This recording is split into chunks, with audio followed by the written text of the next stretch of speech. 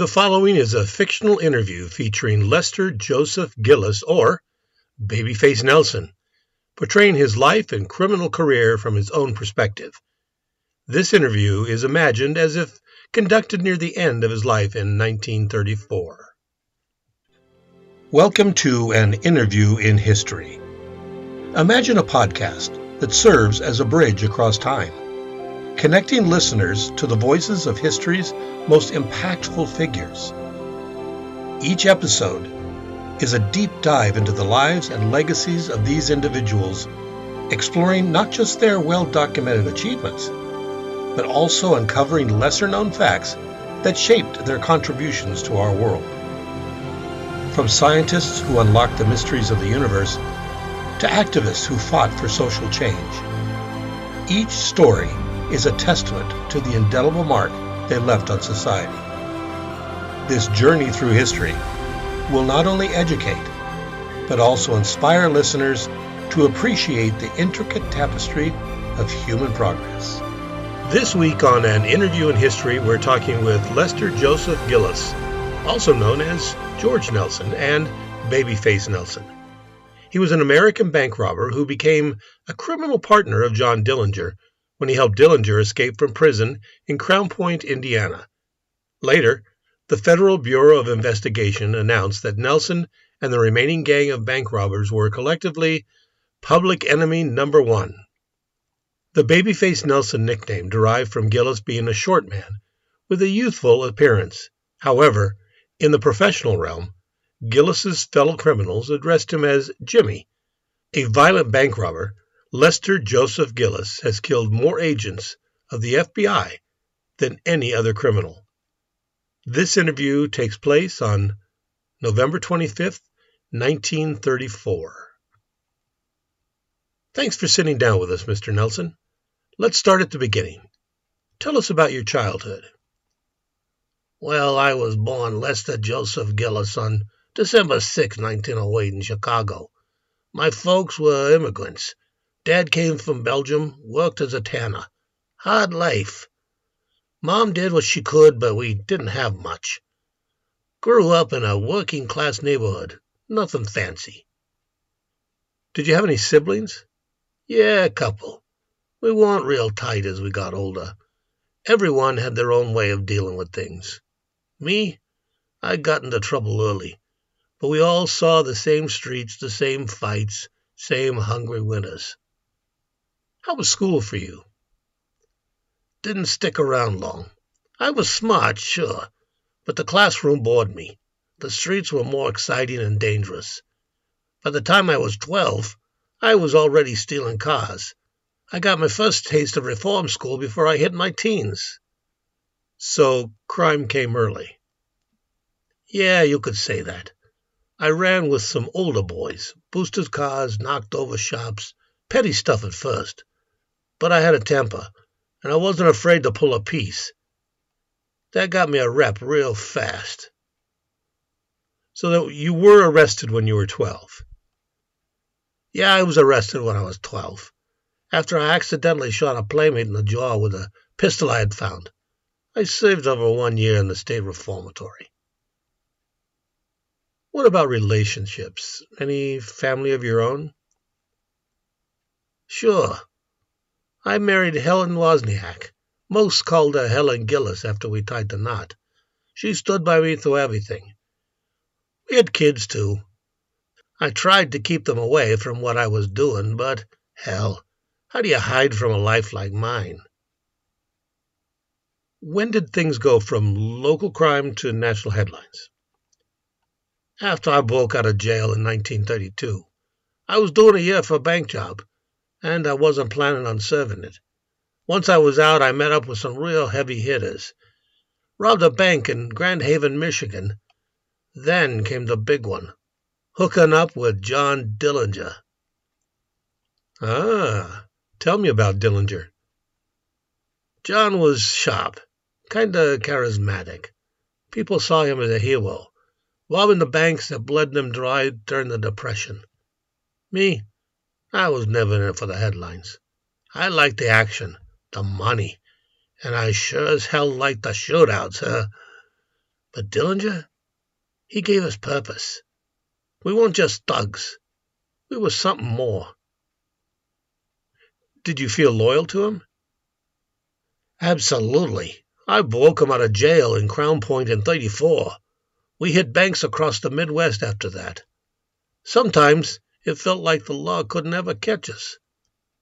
But the heat got real bad after the FBI started chasing us hard. And the jail time? You mentioned reform school earlier. What about serious prison? Yeah, I spent some time in juvenile and later in Joliet prison. Did a stretch for auto theft, but I kept breaking out or skipping parole. I didn't believe in being caged. Never have.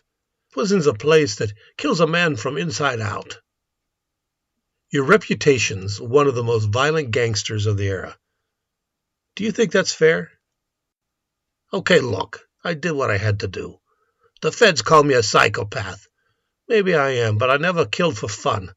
I shot when I had to, when someone was in my way, or when they were shooting at me first. The difference is I never hesitated. If you had a chance to do it over, would you change anything? I don't believe in regrets. Maybe I'd spend more time with Helen and the kids. I don't know. Maybe I'd pull back a little. But I am who I am. Babay Face Nelson. By the way, they gave me that name because I looked young. But I was never innocent. Not for a second. Thank you for your honesty. Don't thank me. Just tell the right story, okay? A short but furious gun battle between FBI agents and Nelson took place on November 27, 1934, outside Chicago in the town of Barrington, culminating in the deaths of Nelson and FBI agents Herman Ed Hollis and Samuel P. Cowley. On the morning of November 27th, Nelson, along with his wife Helen Gillis and associate John Paul Chase, headed south in a stolen V8 Ford towards Chicago on U.S. Highway 12.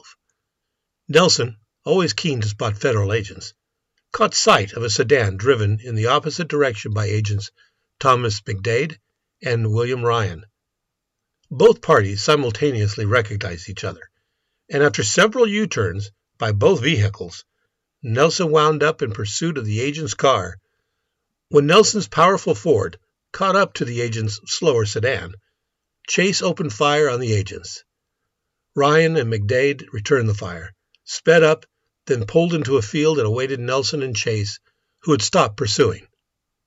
McDade and Ryan were unaware that one of their bullets had punctured one of the water pumps on Nelson's Ford.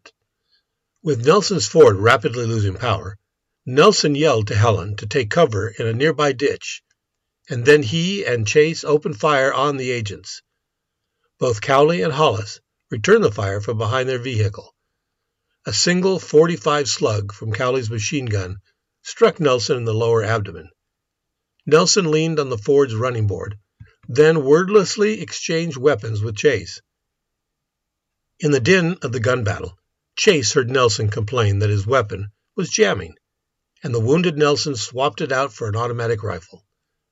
Despite his wound, Nelson moved from behind the car and advanced toward the agents while firing his weapons. 2 of his bullets struck Cowley. Several buckshot pellets from Hollis's shotgun then struck Nelson in the legs and knocked him down. As Nelson regained his feet, Hollis, possibly already wounded, moved to better cover behind the utility pole. As he drew his service pistol, Nelson fatally shot Hollis in the head. Nelson staggered over Hollis's body, aimed his weapon at the agent's fallen form for a moment, then limped towards the agent's Hudson. Nelson drove the car over to the disabled Ford. After loading the agent's car with Ford's guns and supplies, Nelson let Chase get behind the wheel of the agent's car, and the 2 men and Helen Gillis fled the scene. Nelson was shot a total of 9 times. A single machine gun slug had struck his abdomen, and 8 of Hollis's shotgun pellets had hit his legs. After telling his wife, "I'm done for," Nelson gave directions as Chase drove them to a safe house on Walnut Street in Wilmette. Nelson died in bed with his wife at his side at 7:35 p.m. Nelson's body was discovered wrapped in an Indian-patterned blanket by FBI agent Walter Walsh in a ditch on the northeast corner of the St. Paul's Lutheran Cemetery in Skokie, taken to Haven's funeral home, both of which still exist. Helen later stated that she had placed the blanket around Nelson's body because he always hated being cold. Newspapers reported, based on the aggressive wording of an order from J. Edgar Hoover, that the FBI had issued a death order for Nelson's widow, who wandered the streets of Chicago as a fugitive for several days, described in print as the U.S. first female public enemy. After surrendering on Thanksgiving Day, Helen served a year in prison for harboring her husband. Chase was apprehended later and served a term at Alcatraz. And now, another forgotten history. The gentleman bandit Charles Earl Bowles, better known as Black Bart, was one of the most unusual outlaws of the Wild West.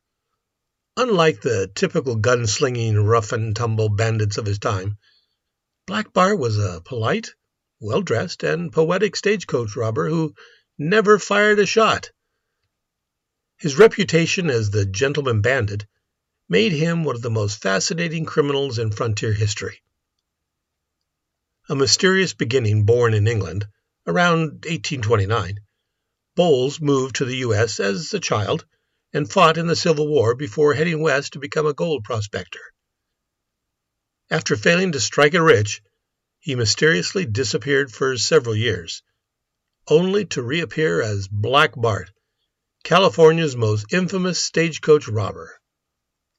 The poetic robber between 1875 and 1883, Black Bart robbed at least 28 Wells Fargo stagecoaches in California and Oregon. His method was simple. He wore a long coat, covered his face with a flour sack, and wielded an unloaded shotgun, which he never actually fired. Unlike most outlaws, Bart was known for his politeness. He never harmed passengers, and sometimes even apologized for the inconvenience. But what really made him legendary was his habit of leaving behind poems at the crime scene, mocking the authorities and showing off his wit. One of his famous notes read, "I've labored long and hard for bread, for honor and for riches, but on my corns too long I've tread, you find hair sons of bitches." Black Bart managed to outsmart lawmen for years, until 1883, when he made a rare mistake. After one robbery, he dropped a handkerchief with his laundry mark on it. Detectives traced it back to a San Francisco laundry, leading to his arrest. Sentenced for 6 years in San Quentin, Black Bart served just 4 before being released for good behavior. However, upon his release, he mysteriously vanished from history. Some say he returned to a quiet life under a new identity. Others claimed he resumed robbing stagecoaches in secret. When asked if he would return to crime, he simply said, "No, gentlemen, I'm through with it." Whether he kept his word or disappeared into legend, Black Bart remains one of the most unusual and charismatic outlaws of the Wild West. A gentleman, a poet, and a bandit like no other. Join us next week when we talk with Colonel Harland David Sanders. He was an American businessman and founder of the fast food chicken restaurant chain Kentucky Fried Chicken. Until then, take care.